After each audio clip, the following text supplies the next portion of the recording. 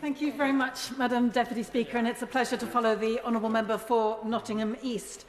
I have to say slightly less of a pleasure to have listened to the Honourable Member for East Antrim, and I just do want to say a few words about the case that he made, because it really does, I think, reach new depths to suggest somehow that the poorest people in this country are somehow going to be better off if we continue exploiting more oil and gas, when we know very, very clearly that it is new oil and gas and existing oil and gas that is so expensive. And he cited the example of Siemens talking about the expensiveness of renewables, but that's precisely because they are linked to the price of gas. And that is why we need to reform the totally out-of-date electricity and gas system that we have in this country today.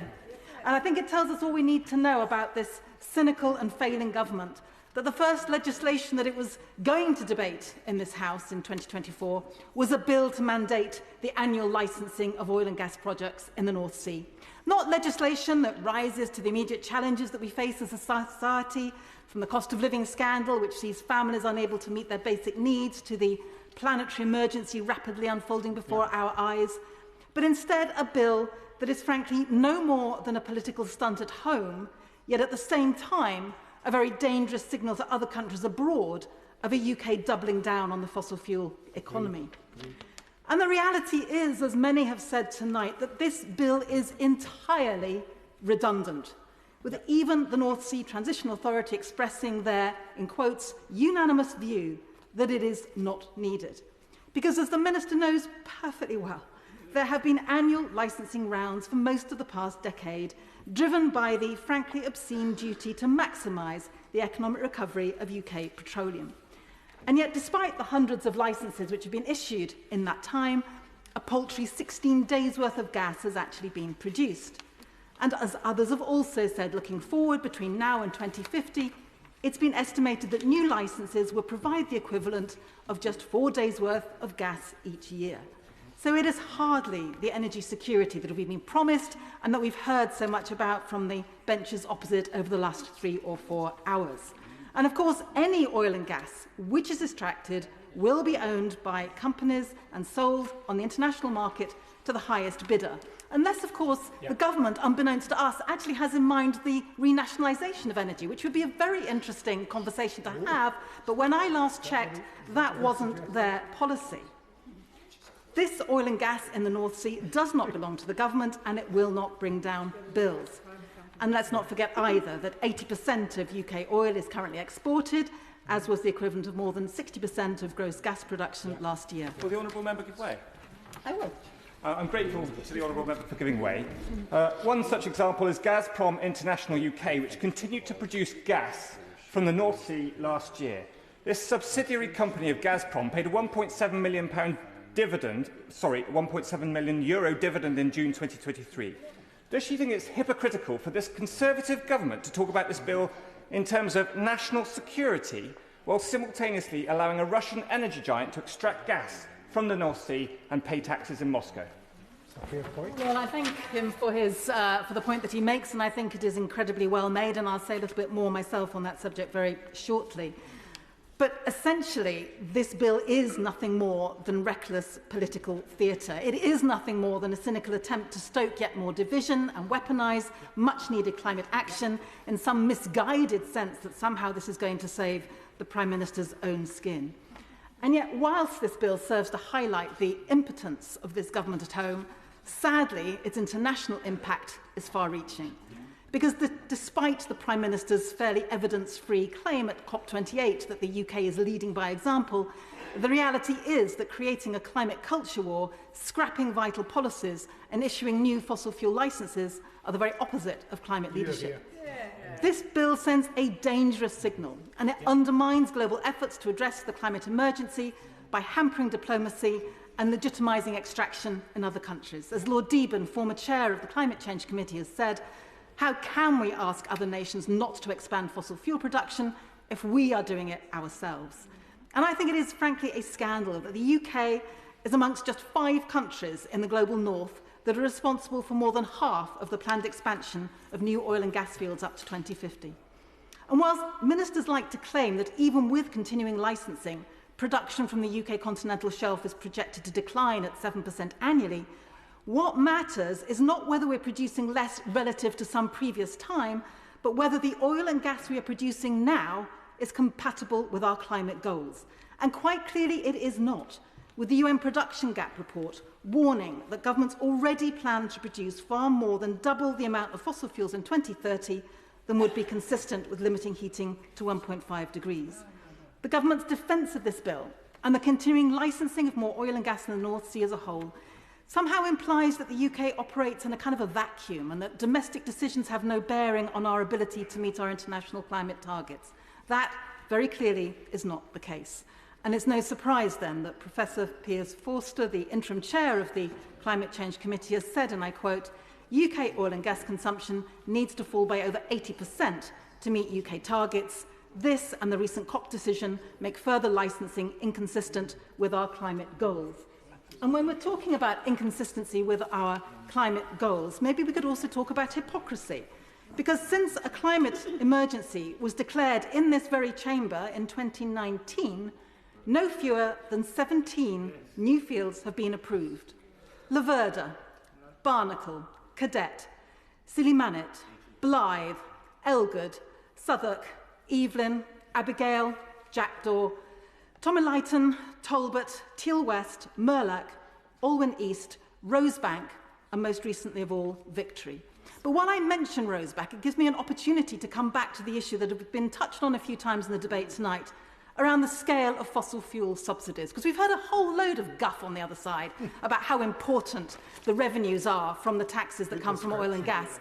And yet, when we actually look at the amount of money we are giving to the oil and gas industry, and the honourable member next to me, the Liberal Democrat from a constituency I don't remember, but when he was making the point about tax revenues going to Russia, we could also point out what's going to happen with Rosebank. Because with the Rosebank field, which will be developed by Equinor, the UK taxpayer is going to hand over no less than £3.75 billion equivalent to Equinor to be able to develop that site. And that is because of the massive loophole in the windfall tax, which means that for every £100 invested, £91.40 can be claimed back. So I do think a little bit of clarity on these issues would help. And on that subject too, I do have a question for the Secretary of State when she comes to give the summing up at the end. Section 20 requires that a statement is made on the front of this bill to say whether or not it's in line with other environmental laws. And the Secretary of State claims in her Section 20 statement on the front of this bill that, and I quote, "it won't have the effect of reducing the level of environmental protection provided for by any existing environmental law." And to me that seems a bit of an extraordinary statement to make, because even if one believed that the carbon intensity test would make a difference, the annual licensing rounds under the bill could easily cancel out any predicted carbon savings and lead to an overall increase in emissions. So I do hope that she will tell us when she sums up what modelling was undertaken to inform her Section 20 statement. Looking at the content of the bill a little more closely, it proposes two so-called tests, which are set so ludicrously low that they are impossible to fail. First, the carbon intensity test, which is met if the carbon intensity of domestically produced gas is lower than that of imported liquefied natural gas. A test which not only ignores the fact that more than half of our gas imports come from Norway via pipeline, as we've established, where gas production is half as polluting as in the UK, but also, in only considering gas, it fails to take account of the fact that 70% of remaining North Sea oil reserves are oil. And in any case, comparing the carbon intensity at the point of production rather than combustion exaggerates the difference between different sources, given the vast majority of emissions are actually produced when any oil and gas is burned. In other words, their Scope 3 emissions, which remain entirely unaccounted for. And second, the net importer test, which would be met if the amount of oil and gas produced in the UK is less than the UK's demand for oil and gas. Well, surely that question would be much better addressed by reducing demand rather than by producing more planet-heating oil and gas. And yet that issue of demand reduction is one that this government seems incapable of pursuing in any meaningful way at all. So what should the government be doing instead? Well, if they were actually interested in cutting household bills and delivering energy security, then they would be working to get us off expensive gas for good, rather than continuing to tether us to volatile international markets. The National Infrastructure Commission has been really clear that, and I quote, "Reliance on fossil fuels means exposure to geopolitical shocks that impact the prices of these internationally traded commodities." And in their 2022 Energy Outlook report, the IEA reported that a higher share of renewables correlated with lower electricity prices in response to the energy crisis, with energy efficiency and heat electrification providing an important buffer for households.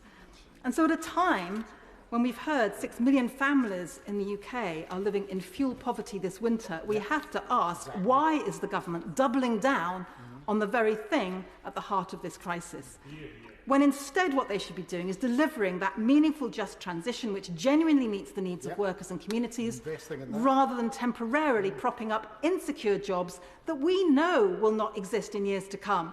And again, the kind of rhetoric on the other side of the House pretending that those of us who are wanting to accelerate a transition to a greener economy are somehow not the ones that also have people's jobs in mind is just totally untrue. It is precisely because we care about people's jobs that we want them to have sustainable jobs into the future, good quality, decent jobs in the future, instead of pretending that somehow these draining resources in the North Sea are going to provide that sustainable livelihood in years to come.